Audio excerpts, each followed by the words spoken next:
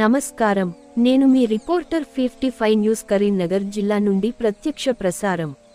ప్రస్తుతం మానేర్ డ్యాం వద్ద ఉన్నాం మరియు ఈసారి భారీ వర్షాలతో నీటి మట్టం సగటును దాటిపోయింది.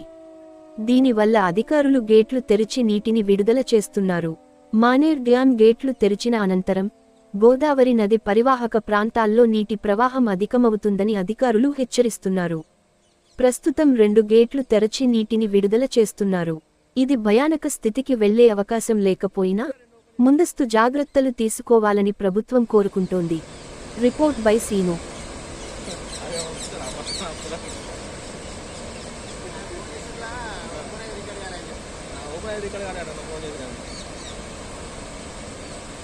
ఫోన్ చేస్తాను.